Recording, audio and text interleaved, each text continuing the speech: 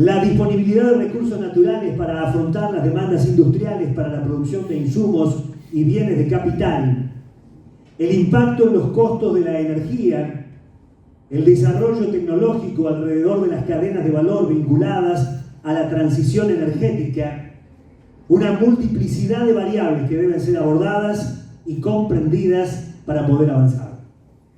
En ese sentido, desde la Fundación Patagonia Tercer Milenio consideramos que la transición energética es un fenómeno eminentemente político en el amplio sentido de la palabra, ya que en su dinámica tiende a transformar los comportamientos sociales en torno a la generación y consumo de energía. Por ello, sostenemos que es fundamental dar el debate sobre la transición energética desde la perspectiva de los modelos de desarrollo, entendiendo a los mismos como la manera en que se articulan la política y la economía entre el Estado y el mercado en un contexto histórico determinado, y que a cada modelo le corresponde un modo de producción, una distribución de la riqueza y una estrategia de inserción internacional. Cada modelo de desarrollo se refleja en un marco regulatorio e institucional que materializa el orden de prioridades respecto a los aspectos mencionados. En un mundo política y económicamente convulsionado, frente a lo que muchos analistas políticos internacionales consideran un cambio de época, es necesario, es imprescindible, desde la realidad de los territorios, abordar este fenómeno global con impactos locales, con el fin de considerar las oportunidades y amenazas que nos ofrece y las fortalezas y debilidades con las que nos enfrentaremos. Recursos naturales, modelo de desarrollo, soberanía, territorio, cadenas de valor, desarrollo científico, tecnológico, industrialización, inserción internacional son algunos de los conceptos que atraviesan la transición energética y que vamos a abordar en los siguientes paneles. Quiero presentar al licenciado Eugenio Kramer, es licenciado en Comercio Internacional, maestrando en Relaciones Internacionales, actualmente desarrollando su proyecto final de tesis en Geopolítica de la Transición Energética, es además especialista en Desarrollo Local y Economía Social. Es miembro de la Fundación Patagonia Tercer Milenio del Sindicato Regional de Luz y Fuerza de la Patagonia. Fue subsecretario de Planificación y subsecretario de Energía, ambos de la provincia del Chubut. Actualmente es profesor invitado por el dictado del Módulo Federal en la Diplomatura de Nuevas Energías que dicta la Universidad Nacional de San Martín. Cuenta además con publicaciones recientes en revistas de opinión sobre temas de actualidad relacionados también con la geopolítica.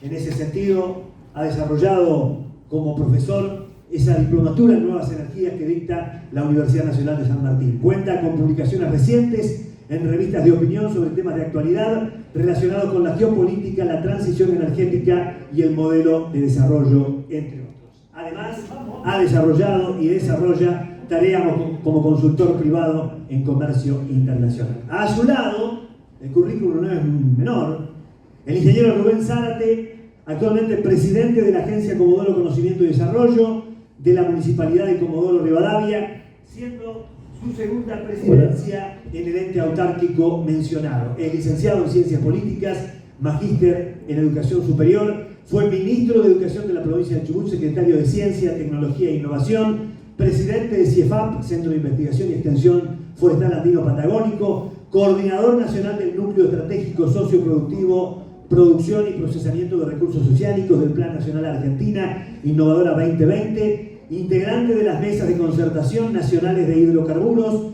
recursos forestales, agropecuaria, tecnología social, del Plan Nacional Argentina Innovadora 2020 y programas de implementación 2013-2016. Y la doctora Verónica Robert, doctora en Economía por la Universidad de Buenos Aires, actualmente se desempeña como investigadora independiente del CONICET, docente en la Universidad Nacional de San Martín, directora de la maestría en Desarrollo Económico de la Escuela Interdisciplinaria de Altos Estudios Sociales de USAM. Se desempeñó además como subsecretaria de Estrategia para el Desarrollo de la Secretaría de Asuntos Estratégicos de Nación, abordando, entre otros, la temática de la transición energética y sus desafíos en materia de desarrollo productivo. Invitamos a los panelistas, además también la coordinadora, la moderadora, que será la licenciada Jordana Merla, ya aquí también en el grupo, para empezar a desarrollar la charla. Bueno, la palabra y el espacio de ustedes. Hola, buenas tardes a todos. ¿Se escucha bien? Sí. Bueno, wow, qué panel que me tocó. Tremendo currículum. Bueno, nada, la idea es seguir un poquito con lo que fue la jornada de hoy. La jornada empezó con un foro de hidrógeno, en donde se pasó un poquito por el marco regulatorio, se pasó también un poco por lo que es la competitividad, por la política en general de nuestro país, un poco el contexto internacional, pero yo quiero proponerles en el marco de nuestro foro, que es transición energética, pasar a algo un poco más general, más global, y le doy la palabra al licenciado Eugenio Kramer para que arranque un poquito con la parte de política internacional que escuchamos en su currículum y después que nos lleve un poquito al territorio y a la realidad nuestra de nuestro sistema eléctrico. Bueno, muchas gracias. Demasiado currículum, ahora hay que estar a la altura de la expectativa. Pero bueno, la verdad que, como decía Jordana, recién escuchamos algo muy específico vinculado a hidrógeno y para nosotros la transición energética es más compleja que exclusivamente el hidrógeno y que articula un montón de otras cuestiones, por eso pensamos que es eminentemente política la transición energética, por el impacto que tiene en la organización social y cómo va a ir cambiando, como ya lo hizo a principios del siglo pasado con el surgimiento del hidrocarburo como fuente de energía y la sustitución de otras y otras transiciones que hubo previamente en la historia. La característica de esta es que es una transición forzada, digamos, por una cuestión medioambiental que es el cambio climático. Entonces hay una carrera contra el tiempo para ordenar esto. Y como decía en la introducción, para nosotros es muy importante la cuestión geopolítica en términos de cómo se ordenan los factores de poder alrededor de la transición energética. Puse el texto del libro porque me parece importante que si alguno tiene la posibilidad de acceder a leerlo, pues es muy rico, pero como nosotros tenemos una costumbre como argentinos de incorporar tradiciones académicas que son de afuera, propongo un libro y empezar a partir de eso a hacer una lectura que nos hace interpretar nuestra realidad de este marco teórico. La geopolítica de la transición energética, el autor es un consultor holandés de la Secretaría de Energía del Gobierno de los Países Bajos, y él básicamente en su planteo dice que la transición energética va a traer ganadores y perdedores. O sea, que no es algo donde vamos a estar todos contentos y la vamos a pasar bien. Es un objetivo loable en términos ambientales, es necesario llevarlo adelante, pero en ese proceso va a haber una puja por quienes, como decía en la introducción ahí, tienen ya intereses creados en la actual matriz energética global. Una matriz basada en hidrocarburos, donde claramente todos vemos a diario las guerras que se suceden y demás. Entonces, ver la geopolítica de la transición energética nos hace tomar a nosotros una situación histórica y política y geográfica, dónde estamos ubicados, cómo eso impacta en nuestra participación, cuál ha sido nuestra participación a nivel internacional en términos de los procesos energéticos mundiales. Ya claramente tenemos una experiencia de más de 100 años como productores de hidrocarburos y podemos hacer un análisis histórico de ese proceso y verlo a la luz de los marcos teóricos con los que contamos hoy. Entonces, por eso me parece muy importante enfrentarla desde la idea de la geopolítica, como una proyección del poder en el espacio que supera la cuestión nacional y la internacional, digamos. A través de la geopolítica los países se proyectan por fuera de sus fronteras, cada vez con nuevas herramientas, a través de las cadenas de valor que gestionan esos recursos naturales, las tecnologías que se utilizan para explotarlos, y eso genera un ordenamiento de factores de poder que no necesariamente depende de los gobiernos de turno, sino que depende de lo que se denomina la gobernanza de la cadena de valor. ¿Quiénes son aquellos que toman las decisiones en serio en un proceso productivo que va desde un recurso natural hasta el producto final, sea la energía o sea aquello que se produce a base de energía? Entonces, esto tiene un impacto claro en el modelo de desarrollo. Y bueno, Argentina hoy tiene un modelo de desarrollo que se puede analizar a partir de otras transiciones energéticas. Podemos ser un país primarizado, como yo particularmente creo que somos, o podemos tender a ser un país que busque una industrialización. Hoy la industrialización o el mundo ya te pone límites, no es lo mismo pensar la industrialización hoy que lo que podría haber sido pensarla en 1945, 1950, cuando el mundo estaba encontrando un nuevo orden. Yo personalmente también creo que hay un nuevo orden mundial que se está gestando y por eso Argentina hoy tiene la posibilidad de repensar esto. En ese sentido, nosotros desde la Fundación pensamos que la energía no es un commodity más como se plantea en muchos lugares. Cuando uno piensa a la energía como un commodity, piensa en términos de exportarla en bruto y no utilizarla en el proceso de agregado de valor. Hoy Argentina es un exportador de energía commoditizada. Nosotros creemos que la energía es un elemento estratégico en una economía porque reúne al menos todos estos elementos. Es un factor de la competitividad territorial, es decir, los valores de la energía. La teoría económica se basa en la abundancia de recursos. Bueno, nosotros tenemos abundancia de recursos energéticos.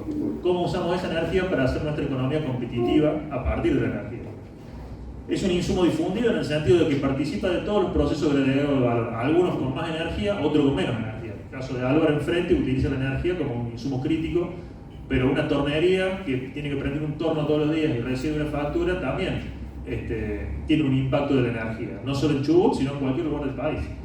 Entonces, pensar la energía implica pensar la base de la competitividad de toda nuestra economía, no necesariamente el negocio energético.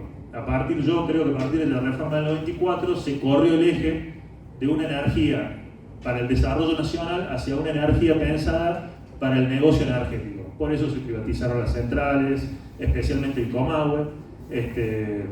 Hace unos días leí un artículo de una persona que decía: es muy barata la energía, $15. ¿Es muy barata para quién?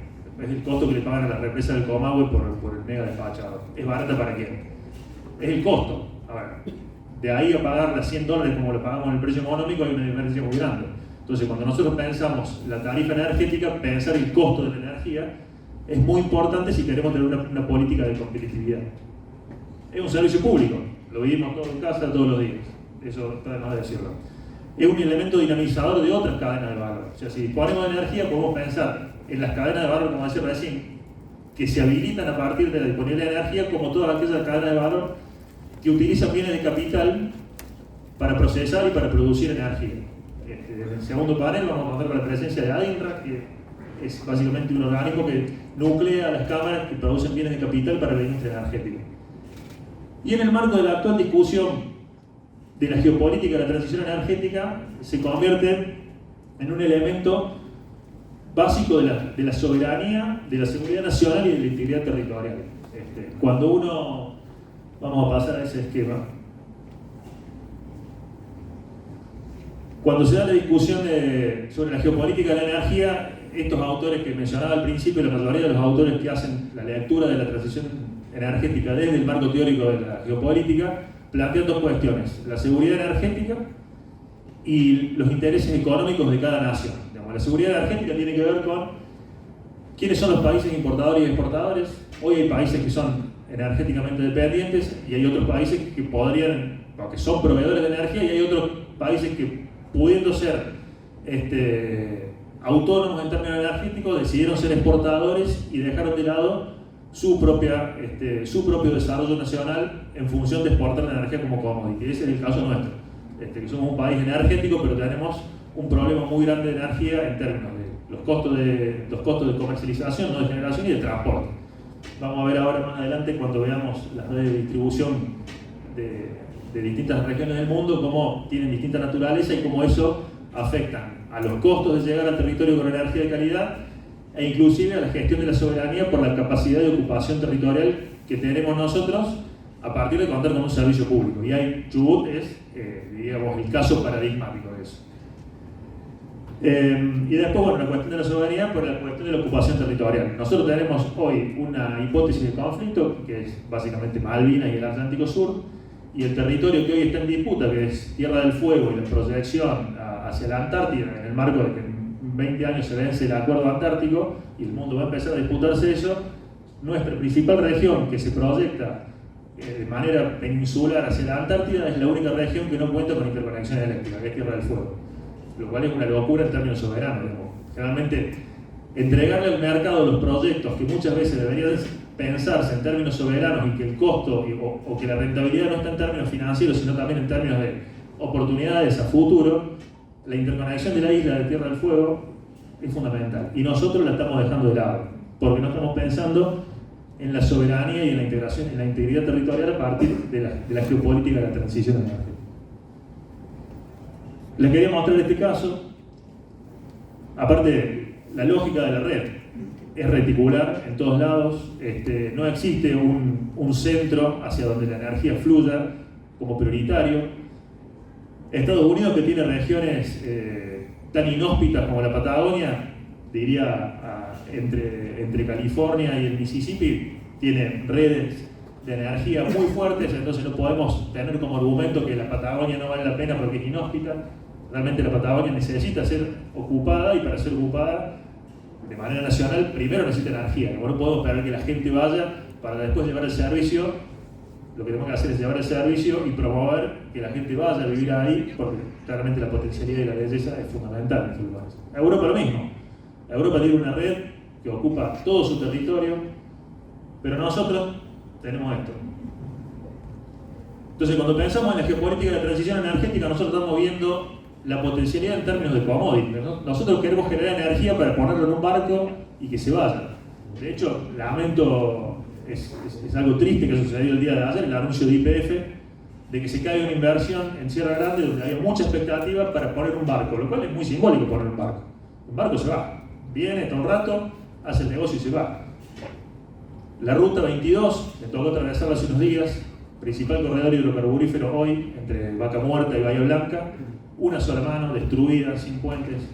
Entonces, pensar el territorio, pensar la transición energética desde nuestros intereses nacionales, no implica una posición ideológica, negativa, contrera, si se quiere, sino implica decir cómo nos integramos al mundo de manera inteligente, pero cómo nosotros participamos en ese proceso de desarrollo.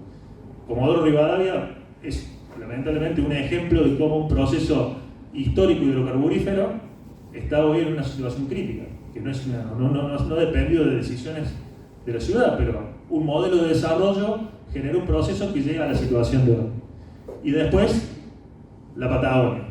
Tenemos una sola línea, que es la línea de 500, que llega hasta Santa Cruz.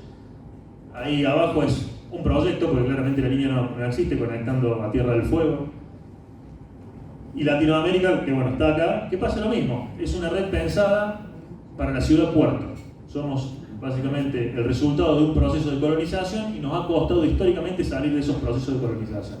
Creo que hoy, en este momento, el mundo está cambiando y vamos a tener una nueva posibilidad de pensar eso. Esto es Chubut. Tenemos el actual mapa de infraestructura energética de la provincia y el mapa de vientos de la provincia. Entonces yo hace un ratito le escuchaba al secretario de Energía hacer referencia a la generación aislada. Cada punto azul en el mapa de la provincia de Chubut, en el mapa de arriba y izquierda, representa un motor, un generador fósil. La provincia consume aproximadamente 15.000 metros cúbicos de gasoil anuales para producir una energía que es deficiente y que no es responsabilidad de un gobierno, es responsabilidad de un proceso histórico, digamos, de la historia de la historia. Entonces, si nosotros superponemos estos mapas, vamos a ver el potencial energético que tenemos, vamos a ver, como decía en una diapositiva previa, que es posible que el territorio participe del ingreso que genera la energía, porque además de ser un insumo difundido, además de ser un servicio público, además de todo eso, es un elemento más de la matriz energética. Bueno, cuando todos hablan de ampliar la matriz energética, hacer que el territorio participe de la ganancia que produce la generación de energía es fundamental. Eso es la ampliación de la matriz energética. La verdad es que uno festeja ver el crecimiento que ha tenido la generación eólica de la provincia, pero cuando uno mira cómo ese resultado ha impactado en la provincia, la verdad que es solamente una cuestión paisajística. Ir y mostrarle a alguien que te visita, mostrarle el resultado de los parques eólicos, pero tiene que ver también con cómo se estructura el mercado eléctrico nacional y no es una cuestión de la provincia, es una cuestión de cómo la provincia interactúa con la nación. Bueno, esto es lo que implica discutir la transición energética. En este esquema, hacia dónde vamos como provincia, hacia dónde vamos como territorio y hacia dónde el mundo pretende que nosotros vayamos. Hay una lectura que el mundo hace de nosotros en función de nuestros recursos naturales, que nosotros también tenemos que hacer. Hoy a la mañana teníamos una reunión con Roberto Salvareza y mostró un mapa donde se mostraban los proyectos de hidrógeno que hay. Y Europa era un puntito verde cada proyecto. Y Europa está plagado de puntitos verdes y América Latina, y particularmente la Patagonia, tiene 3 puntitos. 2 en Chile y 1 en Comodoro, que es el proyecto de Chico. Yo creo que cuando un europeo se sienta y ve la potencialidad en términos de recursos naturales la escasa ocupación del territorio y la disponibilidad del paquete tecnológico que tiene Europa, dice, esta es la nuestra, vamos, y ahí tenemos la posibilidad. Ahora, ¿cómo nos integramos nosotros a ese proceso global donde las cadenas de valor globales quieren venir a explotar nuestros recursos naturales y nosotros vamos a entrar en la puja por cómo participamos de los procesos de industrialización? La verdad que hoy no hay una respuesta. Este foro lo que busca es debatir eso y por lo menos con semejantes currículum ponerlo a disposición. Así que muchas gracias de mi parte y seguimos.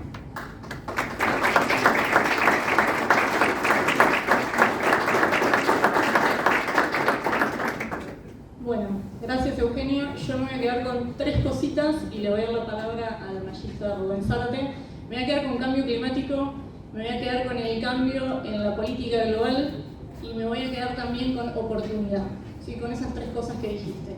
Y ahí te voy a dar la palabra a Rubén para un poco ver este contexto de la política mundial, este cambio que presentó Eugenio, para ver un poco la incertidumbre en la transición energética, para pasear un poco también por las nuevas tecnologías y también un poco para ver la realidad de nuestra región respecto al no convencional y lo que se mencionó en Comodoro. Bueno, gracias. Ya dijiste todo. Me quedan pocas cosas para agregar. Yo voy a proponer un ejercicio. Y va a sonar un poco herético habiendo escuchado los paneles anteriores. Pero me parece que es necesario separar definitivamente a los efectos analíticos, en la primera parte por un análisis, la transición energética del cambio climático. Son los efectos del análisis, luego lo volvemos a juntar cuando pensamos la globalidad del mundo. Esta región no es la primera transición energética que vive.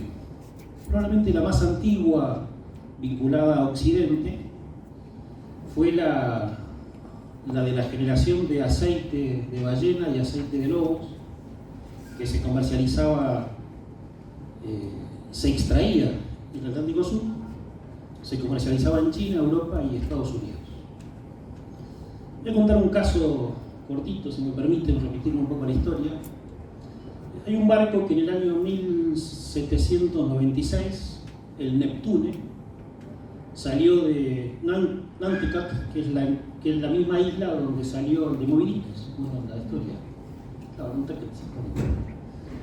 Y tienen ese barco salió con una inversión de $200.000 de esa época, de 1796. Vino directamente hasta esta zona, recaló acá, fue al Cabo Matas y siguió hacia el sur hasta Puerto Deseado, San Julián, llegó a Río Gallegos, fue a Malvinas, volvió y terminó en alguna de las islas de la mitad del Atlántico rumbo a Europa, a China, disculpe. En ese periplo lo que hacía era extraer aceite de ballena y de lobos, y cuando regresó a Nueva York para comercializar definitivamente todos los productos, luego de haber pasado por Guangzhou en China, había logrado $2.004.000. Es decir, multiplicó en un año y medio por 10 la inversión, el CAPEX, diríamos, la inversión original, y la inversión operativa era menor a la inversión original, o sea, eran $197.000. Esa experiencia, que duró por lo menos hasta el año 1910-15, con los balleneros y los loberos, depredó toda la región. Algunas especies prácticamente habían desaparecido, del Golfo San Jorge, por ejemplo, que era la ballena 6, que recién en las últimas décadas se ha vuelto a recomponer. Es decir, la región tiene una historia extractivista, podemos mensurar la tasa de ganancia de esa lógica extractiva y pasar luego, en 1907, a otra lógica energética, luego del descubrimiento de los hidrocarburos en Comodoro Rivadavia, que, remitiéndome también, si me permiten una digresión fílmica, en el libro, en la película esta, El corazón del mar, donde dialoga el autor de Moby Dick con el último sobreviviente de aquella expedición, la última frase dice, ¿usted puede creer que han descubierto un aceite en la Tierra? Dice. Estamos hablando de 1850. Y ahí se producía el primer pozo de hidrocarburos, convencional en este caso, en Estados Unidos, donde la familia que lo pone en valor como pozo comercial es el apellido Drake. ¿Quiénes eran las principales familias balleneras de esa época? Es decir, una enseñanza sencilla: quienes controlaban la energía de la transición del periodo anterior controlaban el proceso de energía de lo que venía. Si uno mira las transiciones nuestras, nosotros ya hemos iniciado varias transiciones en Argentina. La transición del gas, que es hoy una de las, diríamos, más significativas a escala global, en la última década en Argentina tiene no menos de 50 años. La incorporación de la energía nuclear como parte de un mapa nuevo de transición energética general, en Argentina también tiene ya 70 años por lo menos de maduración.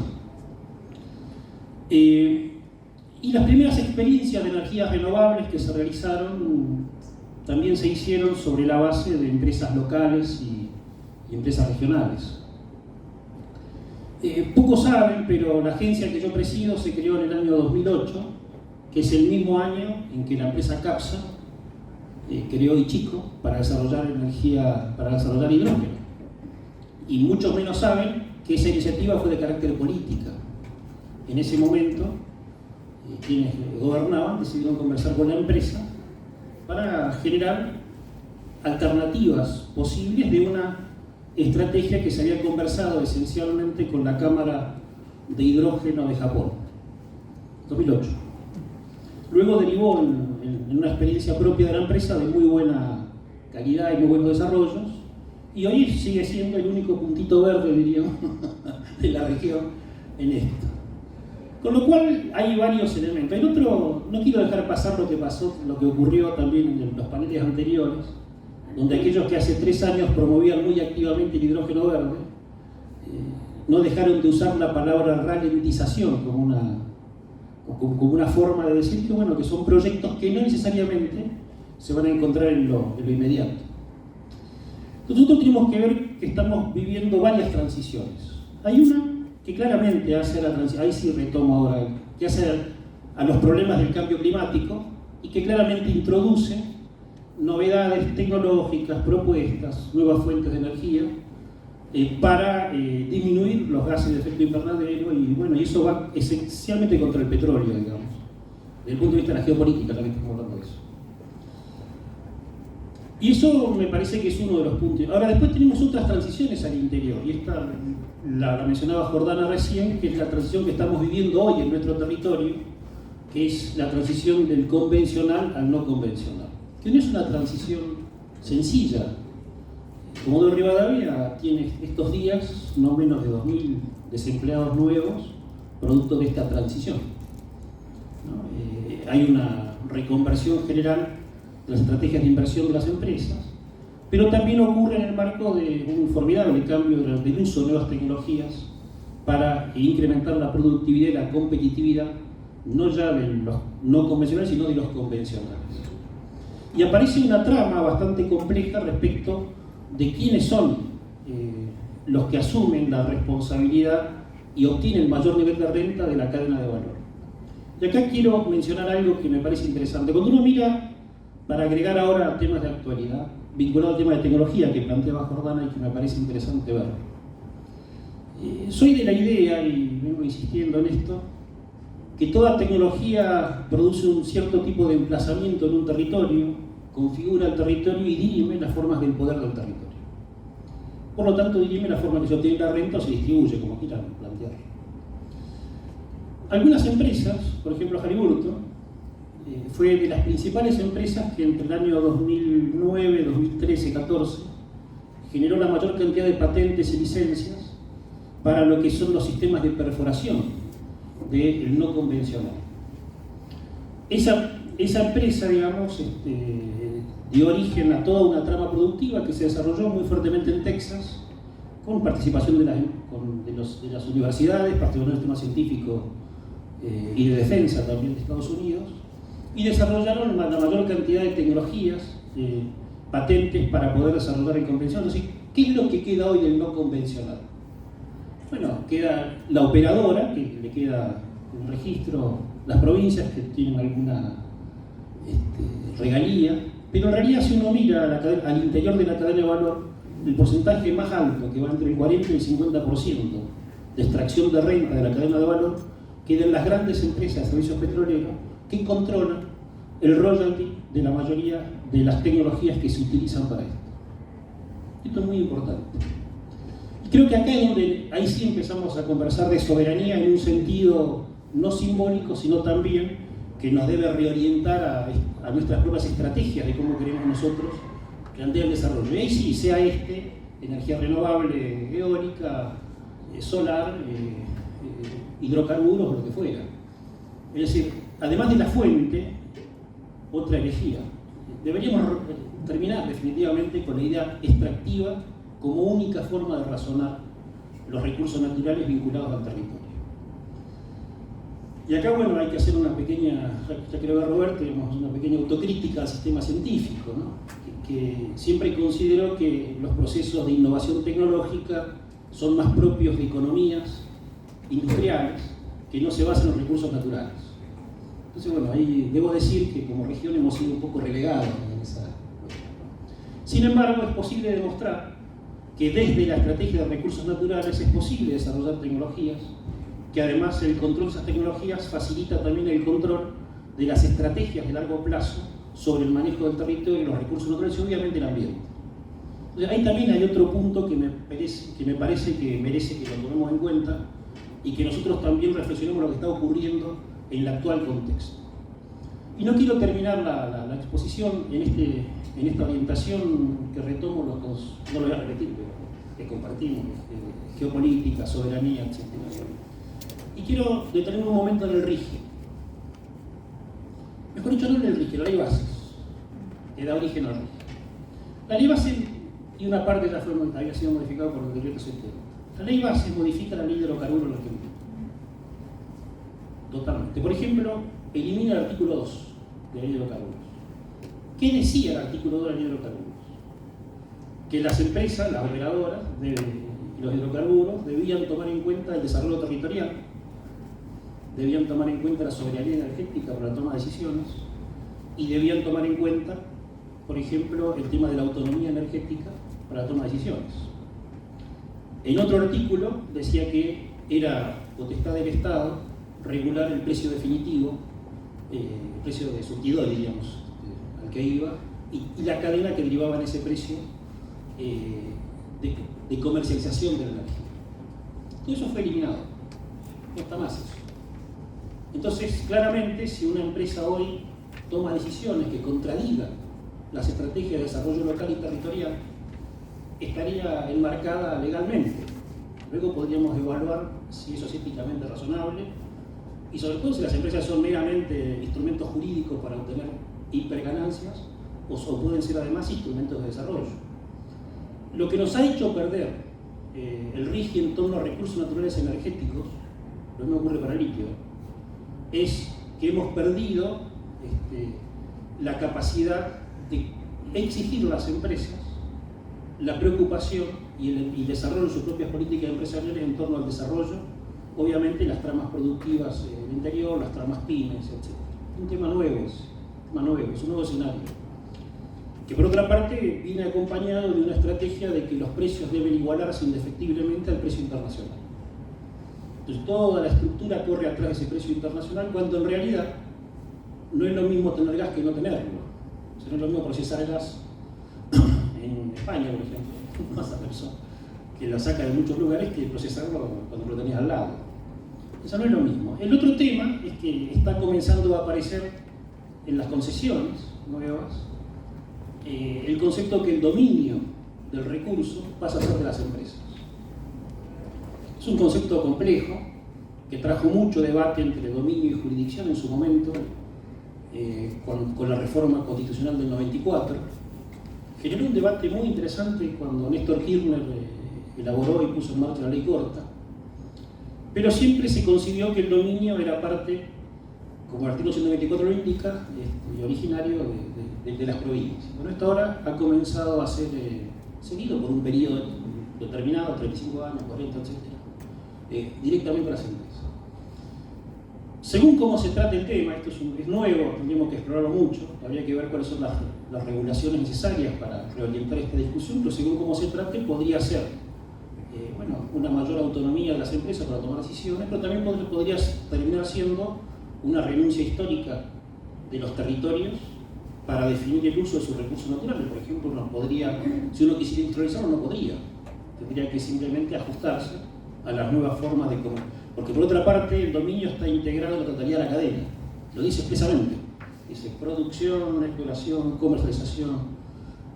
Es interesante. Yo creo que tenemos que meternos más profundamente en las consecuencias de estas nuevas leyes, porque probablemente los problemas de la transición energética empiecen a hacerse más complejos, producto de que no va a ser la política la que va a definir la lógica de la transición, sino que van a ser pactos de grandes corporaciones internacionales que claramente no tienen por qué coincidir con las necesidades y los requerimientos del desarrollo. Entonces, estamos en ese momento ahora, es un debate necesario que va a haber que darlo, y va a haber que construir también un nuevo enfoque respecto de el valor que tiene, por ejemplo, la sustitución de importaciones. No se habla mucho sobre el dólar, cuando dice, el dólar de importación, ¿no? En el fondo lo que nos interesa a nosotros es si podemos o no comprar los insumos estratégicos para el desarrollo de la industria. Y nos importa mucho más si podemos producir o no los insumos estratégicos para el desarrollo de la industria, referido a equipamiento, referido a tecnologías, etc. Si uno agrega esto, que es un pedido especial por lo que ha trascendido los medios de Estados Unidos, que la Argentina vuelva a adquirir equipamiento usado, particularmente equipamiento de hidrocarburos, más ni menos, para el desarrollo de las empresas, ahí tenemos un problema importante, en realidad en todo el campo energético te ocurre. Ahí tenemos un problema nuevo también, o sea, estamos desindustrializando y estamos alejándonos permanentemente, estamos separando o escindiendo de manera bastante grave el sistema científico y tecnológico del sistema industrial de los recursos naturales. Mi hipótesis, y esto lo someto a discusión, solo a efecto de ponerlo, es que todo el complejo normativo que da origen al decreto 70, las cerca de 3.000 resoluciones que se clavaron todo este tiempo, y la ley de bases, es que vamos rumbo a un modelo de enclaves donde los procesos de calidad y de mejora y de competitividad van a ser al interior de los enclaves y no necesariamente se van a derramar o van a formar parte de los territorios más extensos que hacen a los requerimientos de la integración territorial y el desarrollo local. Dicho esto, deberíamos comenzar a retomar este análisis respecto de qué estamos diciendo con la transición energética. A mí me da la impresión que el hidrógeno claramente es un horizonte necesario, probablemente el más virtuoso de esos horizontes, producto de una disminución general, pero si vemos estos últimos años, se ha vuelto a incorporar el carbón en la matriz energética global. Entonces nosotros también tenemos que estar atentos a cosas que están ocurriendo y no sobreexigirnos respecto de un concepto que puede derivar, que puede ser virtuoso en un plano ambiental, por ejemplo, de sostenibilidad mundial, pero puede no necesariamente estar en sintonía con proyectos estratégicos y soberanos en el desarrollo del país.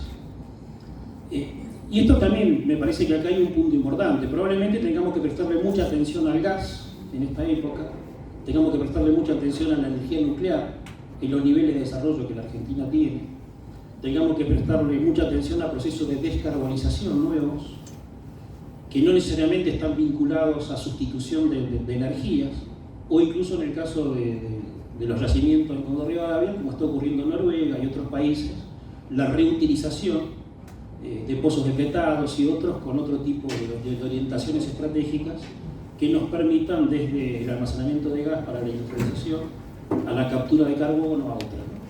Es decir, hay todo un camino nuevo que se nos está generando que seguramente vamos a tener que trabajarlo. Estados Unidos, por ejemplo, hizo un programa hace 2 años que es sobre pozos huérfanos, que ellos le llaman, y generó un financiamiento de más de $4.000 millones, no solo para tapar pozos, sino para generar una nueva industria basada en la gestión ambiental de los 120 años de hidrocarburos. Bueno, hay varias, ese sí es una forma directa de abordar los problemas del cambio climático, ¿no? Nosotros podemos abordar la totalidad de los problemas, pero no necesariamente confundiendo uno con otros, y mucho menos subordinando unos a otros. Que eso es un poco el planteo con el cual comencé la conversación. Así que bueno, a partir de esto es solo someter esto a un debate mayor, y muchas gracias por la invitación.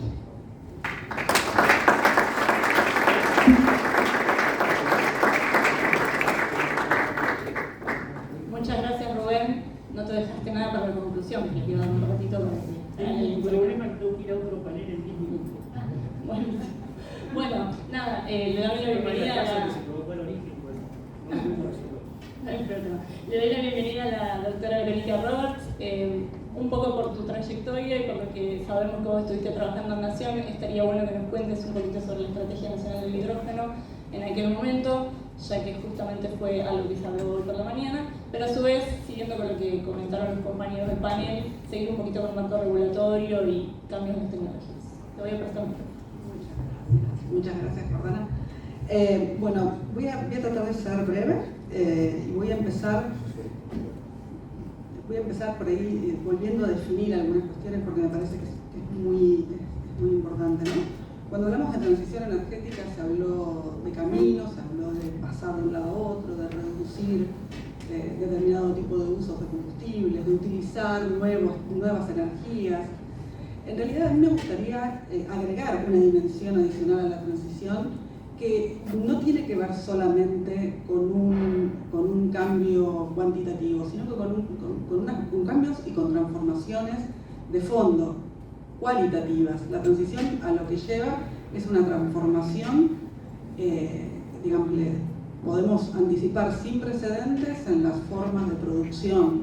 Vamos a tener un montón de bienes de capital nuevos, vamos a tener un montón de bienes de uso, durables, nuevos. Todo eso hace a que la transición esté de alguna forma muy vinculada con la industrialización. Y esa relación entre transición energética y oportunidades para industrialización, yo creo que no la podemos perder de vista. No la podemos perder de vista nosotros como ningún país la pierde de vista. Hay que ser, digamos, transparentes en esto. Los países, cuando implementan políticas de transición, están haciendo política industrial.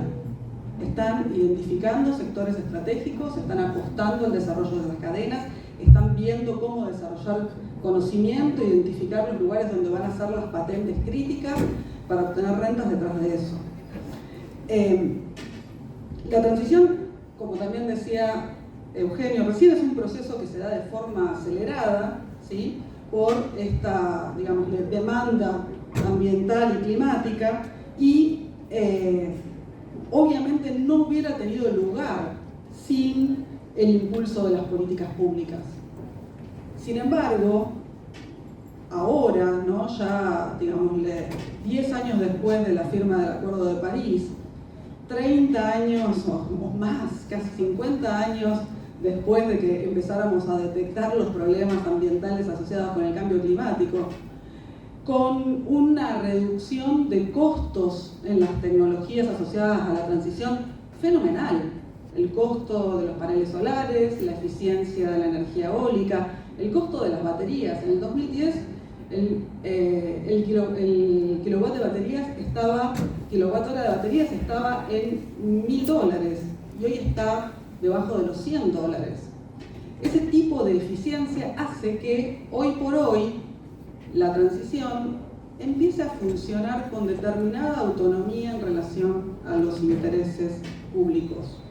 Eso hay que empezar a considerarlo porque uno puede ver, por ejemplo, la preocupación que tienen las compañías de seguro o los bancos cuando pierden activos a causa de eventos climáticos extremos. ¿Sí? Ahí hay una preocupación que obviamente es una preocupación pública, pero también es una preocupación corporativa. Y si a eso le agregamos las mejores ecuaciones financieras en materia de generación de renovables, y uno va a ver que esto va a funcionar y va a continuar, digámosle, motorizado por esos intereses corporativos. ¿Sí? Esto me lleva a mí también a reflexionar qué significa eso. Significa que hoy tenemos una transición que la está haciendo el sector privado con intereses privados por detrás y con dificultades asociadas a eso. El rol que le deja al Estado en general, en el mundo, prácticamente en el mundo, ahora voy a llamar la atención sobre una excepción, pero prácticamente en el mundo, el rol que le queda al Estado se llama en inglés se dice de-risking, en castellano sería de risqueo, quitar el riesgo. Es decir, son inversiones que son a largo plazo, que son, digámosle, riesgosas, complicadas, como se dijo también hoy a la mañana. Entonces, ¿qué es lo que se le pide al sector público? Sácame el riesgo de esta inversión. Yo hago esta inversión si es una inversión segura. Entonces, el riesgo termina sobre la espalda del Estado, termina sobre el sector público, y el sector privado sí ahí hace la inversión.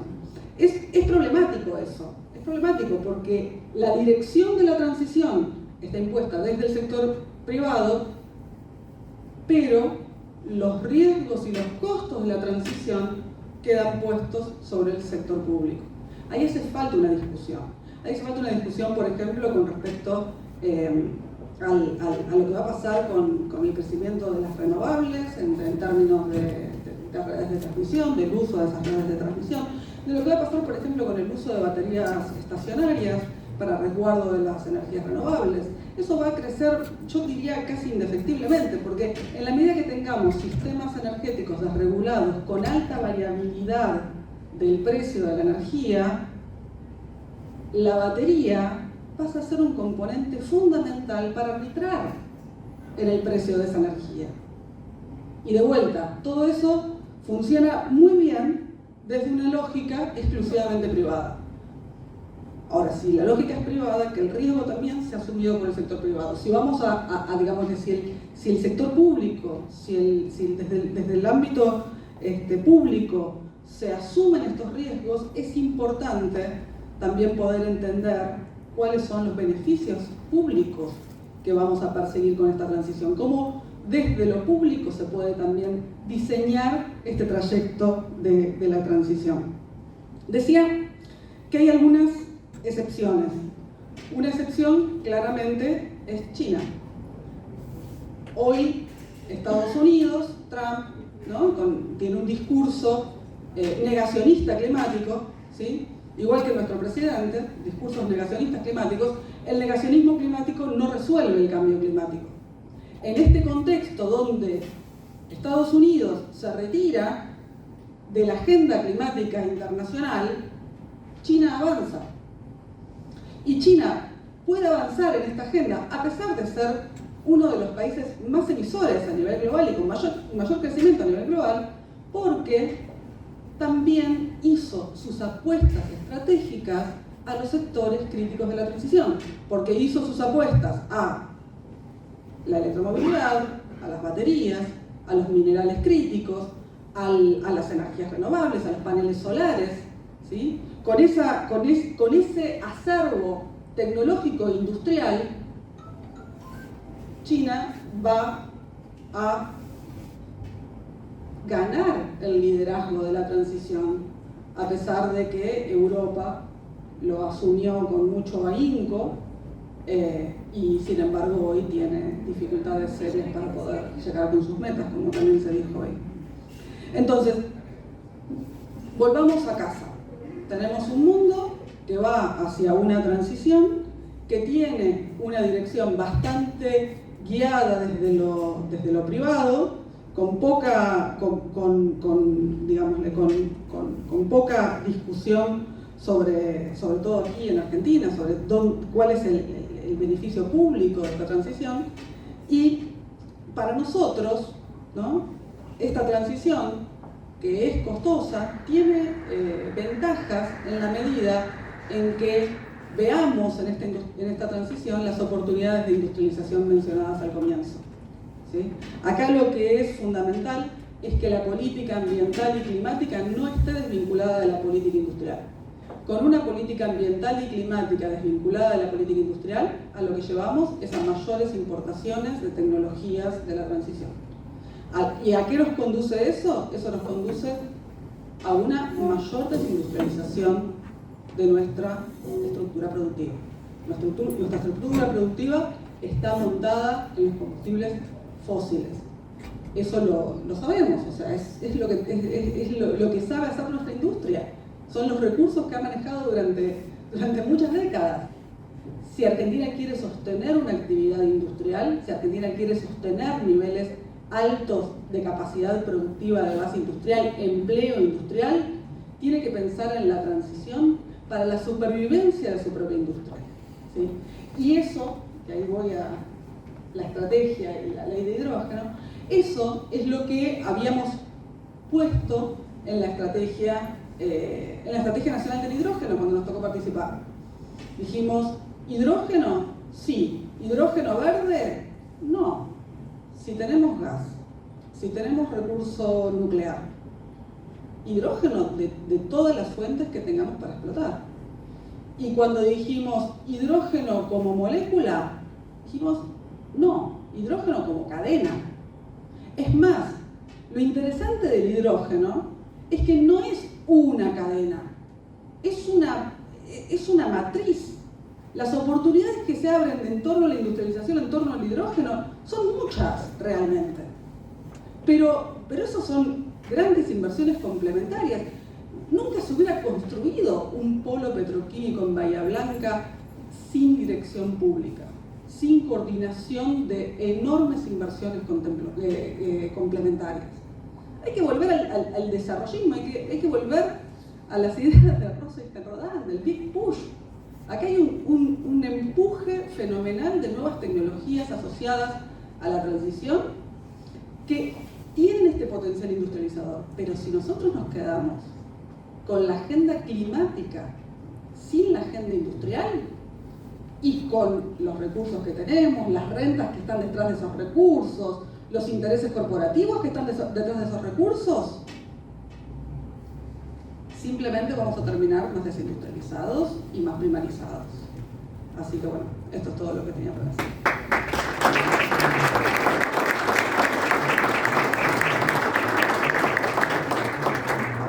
Gracias, Verónica. Bueno, yo les voy a invitar 2 minutitos, por ahí Rubén, para que arranques vos, porque sé que te tenés que retirar, para que hagan una conclusión entre ustedes de lo que estuvimos charlando y así podamos dar el cierre al panel. Bueno, lo primero es la coincidencia que vean el panel. Parece que hay una... yo diría que deberíamos meternos mucho desde la perspectiva más endógena del desarrollo del territorio y poner en el centro de nuestra reflexión inmediata todos los componentes tecnológicos que hacen a los procesos de transición en sus posibles múltiples usos. Y me quedo en una que yo creo que sintetizó bien, ¿no? Mejor no lo puedo decir. El hidrógeno no como molécula, sino como cadena de valor. El petróleo no como sustancia, sino como cadena de valor. El gas no como aire, como gas, sino como cadena de valor. Y creo que ahí, desde ese lugar, tenemos mucho para decir, mucho para hacer, y un desafío de construcción de país y de provincias y de regiones. Por ese lado, la verdad que estoy muy de acuerdo con esas síntesis. Bueno, a mí me gusta mucho la historia y no hay nada nuevo bajo el sol, como dice algún versículo de la Biblia. Había dos autores, un autor argentino y un autor brasileño que dieron una teoría periférica, si se quiere, que se llama la teoría de la autonomía. Juan Carlos Puig fue canciller de Cámpora y Elio Jaguaribe, que fue ministro de Relaciones Exteriores en Brasil también en la misma época, y ellos escribieron esta idea, y tenía dos variables: cómo los países construyen autonomía. Y esas dos variables eran la permisibilidad del sistema internacional y la capacidad nacional. Y los autores dijeron, esta teoría va a tener un proceso de aplicación de no más de tantos años, y en la década del 70 va a empezar a caer la posibilidad de hacerlo. Ahí nomás apareció un filósofo que dijo que era el fin de la historia, hegemonía estadounidense, ya está. Como decía Verónica, China es un actor, Europa está en el medio de un maremoto geopolítico, y esta permisibilidad del sistema internacional alumbra la posibilidad de que Argentina, en esta lógica de transformar no solo el hidrógeno, la minería, la soja, lo que se les ocurra que usamos, que tenemos como recurso natural, dejar de pensarlo en forma de recurso natural y empezarlo a pensar en forma de cadena de valor. Y además, como decía Verónica, las cadenas de valor son la nueva herramienta por la cual, si se quiere usar la palabra de los poderes concentrados, se apropian de la riqueza, ya no a través de la invasión territorial, de lo que fuera. Ahí las cadenas de valor son quienes, a través de los paquetes tecnológicos, de las regalías y demás, son los que terminan llevando la riqueza del territorio y dejándote a vos con el resultado final de la venta de un recurso, no como cadena, sino como el propio recurso, como commodity. Nada más. Bueno, yo quisiera, digamos, sintetizar o tratar de retomar algunas cuestiones que me parecen claves. Primero, pensar que más allá de las incertidumbres que atravesamos ahora, la transición energética es un destino bastante ineludible para todos nosotros, y tenemos que tratar de sacar de este proceso algo positivo para nosotros. Se va a imponer, no vamos a tener muchas oportunidades de ir contra eso, y la verdad es que no va a convenir ir contra eso en la medida en que modernice y acentúe nuestras capacidades. Lo que no podemos permitir es que sea un proceso en el cual no haya una decisión autónoma del ritmo y la dirección. Bueno, muchas gracias. Le damos paso al otro panel, o no sé si tienen para prensa hacer la foto del panel. ¿No? Bien, podemos dar un aplauso para despedir a la doctora Roa, a Eugenio Kramer, a Rubén Zárate y a Jordana, por supuesto.